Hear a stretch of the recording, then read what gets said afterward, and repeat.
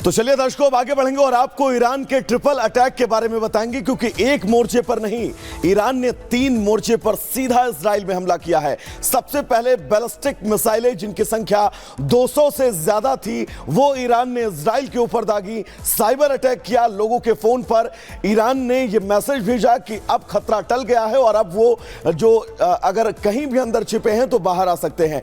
Terror attack भी है, तेल अवीव में फायरिंग हुई है और उस फायरिंग में 8 इजरायली नागरिकों की मौत हुई है, जबकि कई लोग घायल हैं। यानी कि ये वो 3 मोर्चे हैं जिन 3 मोर्चों पर ईरान ने ट्रिपल अटैक किया है। साइबर अटैक के जरिए लोगों को बाहर निकलने का मैसेज किया और कहा कि अब आप बाहर निकल सकते हैं, जबकि टेरर अटैक में नागरिकों पर सीधा हमला बोला है। यानी कि कुल मिलाकर यह कहा जा सकता है कि ईरान जिस तरह से लगातार हमलावर है इजराइल पर, उस हमले के बीच जो स्थिति इजराइल ने गाजा की थी, कहीं वो स्थिति अब इजराइल की तो नहीं होने वाली है। रिपोर्ट आपको दिखाते हैं।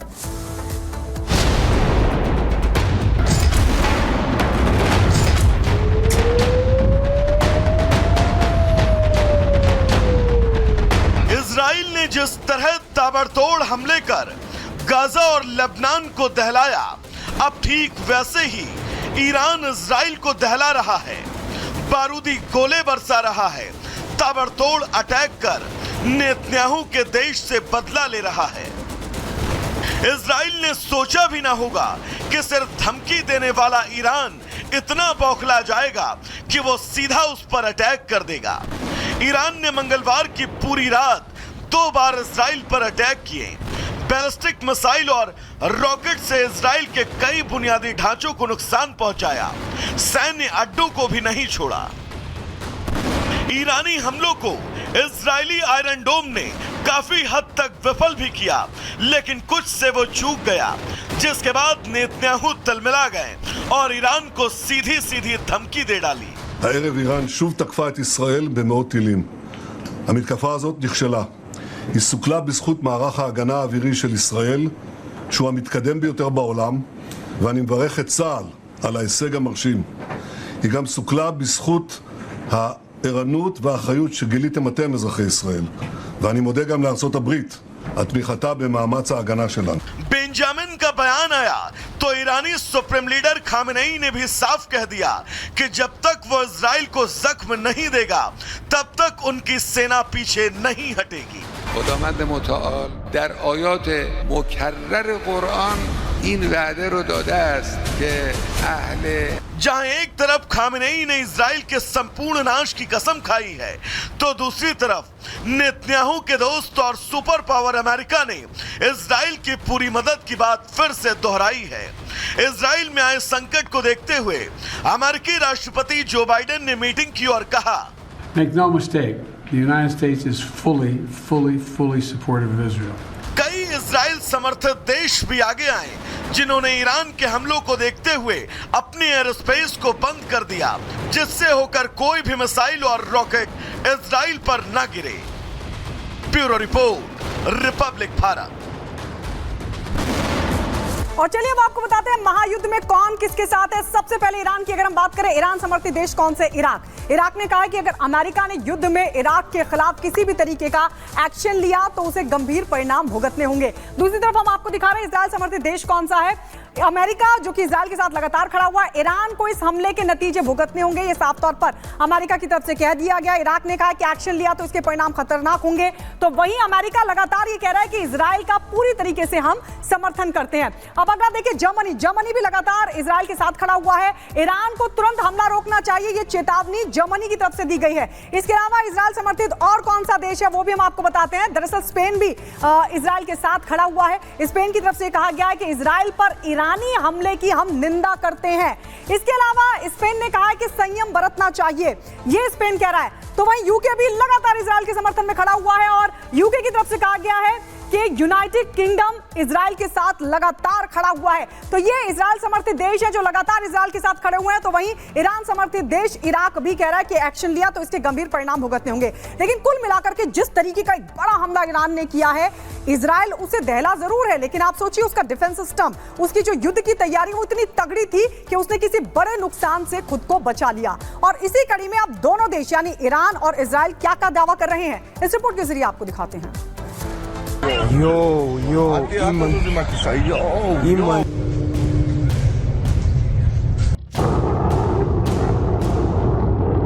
ईरान ने जो कहा वो करके दिखाया।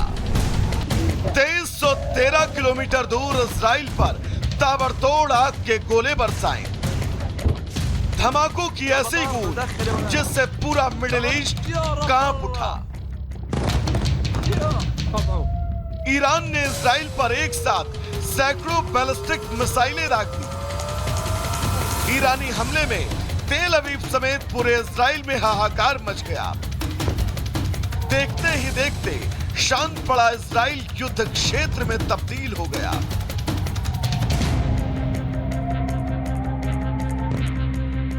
इजराइल में सायरन का अलर्ट बजने लगा। लोगों को शेल्टर होम में शरण लेने के लिए निर्देश जारी कर दिए गए। ईरान की तरफ से दावा किया गया कि इस हमले में इजराइल को भारी नुकसान हुआ है, साथ ही युद्ध का करारा जवाब देने की बात कही। ईरान ने इजराइल के तेल अवीव, यरूशलेम और अन्य शहरों को निशाना बनाते हुए रॉकेट से ताबड़तोड़ हमले किए। सबसे पहले आपको बता दें कि जिस तरह से इजराइल पर लगातार ईरान अटैक कर रहा है, उस अटैक के बीच ये समझा जा सकता है कि अब इजराइल जब पलटवार करेगा तो वो प्रतिघात बहुत घातक होगा। लगातार हमलों के बीच सबसे बड़ी बात यह है कि क्या अब मिडिल ईस्ट के जरिए महायुद्ध की तरफ अब विश्व जो है वो जाने वाला है, आगे बढ़ने वाला है।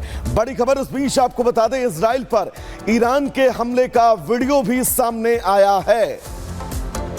ईरानी सेना के कमांड सेंटर की तस्वीर सामने आई है और इस कमांड सेंटर में आप ये देख सकते हैं कि इस हमले को लेकर इजरायली सैन्य जो सेना अधिकारी हैं ईरान के, वो कैसे कमांड कर रहे हैं कि फतह मिसाइल इजराइल के उन तमाम इलाकों में जाकर दहशत फैलाए और पूरे इजराइल को ये सोचने पर मजबूर कर दे कि ईरान के साथ अगर उसने गुस्ताखी की है तो ईरान इजराइल को सजा देना जानता है। लेकिन अब सबसे अहम यह है इजराइल का पलटवार जो बहुत घातक होगा।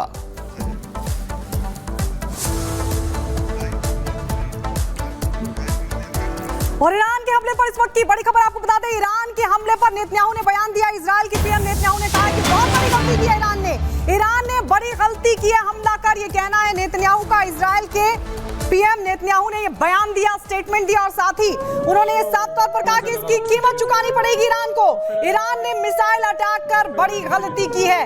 नेतन्याहू का ईरानी हमले पर ये बड़ा स्टेटमेंट सामने आ गया है जिसमें उन्होंने चेता दिया है ईरान को और ये कहा है कि इसकी कीमत ईरान को चुकानी पड़ेगी। तो नेतन्याहू ने कहा कि ईरान को इसकी कीमत चुकानी पड़ेगी क्योंकि ईरान ने मिसाइल अटैक कर बहुत बड़ी गलती की है। ये बड़ी खबर आपको बता रहे हैं युद्ध के मैदान से इस वक्त की बड़ी खबर ये कि ईरानी हमले पर नेतन्याहू ने अब कमर कस ली है और अब अगले पलटवार की बारी है। लेकिन इसी बीच पहले चेता दिया ये कहते हुए कि ईरान को इसकी कीमत चुकानी पड़ेगी। बिल्कुल कहते हैं। एक और बड़ी खबर अपने दर्शकों को बता दें, ईरानी हमले के बाद आईडीएफ का बयान सामने आया है। ईरान को हमले का जवाब देंगे। इजराइल डिफेंस फोर्स की तरफ से ये बिल्कुल स्पष्ट कर दिया गया है कि वो ईरान को इस हमले का जवाब देंगे। हमारा प्लान तैयार है, आईडीएफ समय और सही जगह चुनेंगे, ये कहा गया है आईडीएफ की तरफ से। यानी कि सही और सटीक जगह जब इजराइल चुन लेगा, इजरायली सेना चुन लेगी, तब ईरान पर वो जबरदस्त प्रहार जो है वो करने वाली है। यानी कि कल ईरान की तरफ से देर रात इजराइल में 2 बड़े अटैक किए गए। उन बड़े अटैकों के बीच हमने जश्न की तस्वीरें भी कई देशों से देखी। तो वहीं अब बड़ी खबर यह है कि इस अटैक के बाद आईडीएफ ने बिल्कुल स्पष्ट कर दिया है कि वो इस हमले का जवाब देकर रहेगा। तो इस बड़ी खबर के बीच आपको यह भी बता दें कि लगातार अब जो स्थितियां बन रही हैं, उन स्थितियों से समझा जा सकता है कि आगे संकट ईरान के लिए बहुत बड़ा है। इजराइल की अगर बात करें तो ईरान का वजूद जो है वो मिटा देंगे। ये बात इजराइल की तरफ से कही गई है। इस हमले के बाद ईरान ने कहा है कि इजराइल से शहादत का जो है वो बदला लिया जाएगा। इजराइल ने बिल्कुल स्पष्ट कर दिया है कि वो ईरान का नाम मिटा देगा, ईरान को नेस्तनाबूद कर देगा। तो ईरान का यह कहना है कि इजराइल से शहादत का वो बदला लेते रहेंगे, ईरान को गाजा बना देंगे। ये इजराइल की तरफ से बड़ी बात कही गई है और ये कहा गया है कि ईरान का वही सलूक किया जाएगा जो गाजा का किया गया है। ईरान ने कहा है कि हानिया और नसरल्लाह की मौत का ये बदला है और अगर इजराइल फिर से अटैक करता है तो ईरान उसके लिए भी तैयार है। इजराइल ने बिल्कुल स्पष्ट शब्दों में कहा है कि सही समय आने पर माकूल जवाब दिया जाएगा। ईरान ने फिर से स्पष्ट किया है कि अगर फिर से हमला इजराइल ने किया तो वो करारा जवाब देने के लिए तैयार है। इजराइल ने कहा है कि हमारा प्लान बिल्कुल सधा हुआ है, प्लान तैयार है। ईरान की तरफ से यह कहा गया है कि विनाशक कार्रवाई के लिए इजराइल तैयार रहे।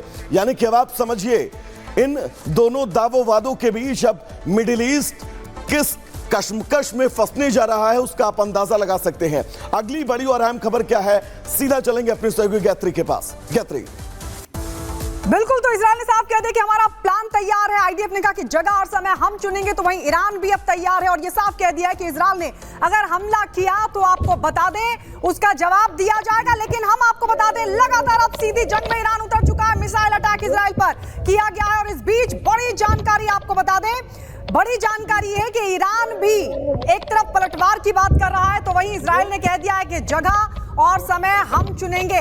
और अब 4 तस्वीरों के जरिए हम आपको दिखाएंगे कि कैसे इस वक्त हलचल मची हुई है। ईरान और इजराइल के बीच लगातार हलचल देखने को मिल रही है। आप तस्वीरों के जरिए समझिए कि कैसे अब सीधी जंग में ईरान उतर चुका है। इसके अलावा आपको यह भी बता दें कि अब व्हाइट हाउस में भी एक आपात बैठक बुला ली गई है और बाइडेन आगे की स्थिति को किस तरीके से देखा जाए, अमेरिका का क्या स्टैंड होगा, नाटो का क्या स्टैंड होगा, उसको लेकर रणनीति तैयार की जा रही है। और साथ ही आपको बता दें, इजराइल पर जो मिसाइल अटैक हुआ है उसके बाद इजराइल अब सीधे तौर पर यह कह रहा है, यह चेता रहा है, आईडीएफ की तरफ से कहा गया कि समय और जगह हम चुनेंगे। तो अब कुल मिलाकर सीधी जंग की तैयारी हो चुकी है। खबर आपको बता दें, इस बीच एक और बड़ी खबर, ईरानी हमले में एक फिलिस्तीनी की मौत की जानकारी मिल रही है। ईरानी हमले में एक फिलिस्तीनी की मौत हो गई। वेस्ट बैंक में ईरानी हमले में यह मौत हुई है। मिसाइल का छर्रा लगने से मौत की जानकारी मिल रही है। यह बड़ी खबर आपको बता दें, ईरानी हमले में एक फिलिस्तीनी की मौत की जानकारी। और ये तस्वीरें भी उस वक्त की आपको दिखा रहे हैं, वेस्ट बैंक में ईरानी हमले में किस तरह से एक फिलिस्तीनी की मौत हुई, मिसाइल का छर्रा लगने से इसकी मौत हुई है। तो पूरा शहर है वो बंकर में तब्दील हो चुका है और लगातार अब सीधी जंग की तैयारी।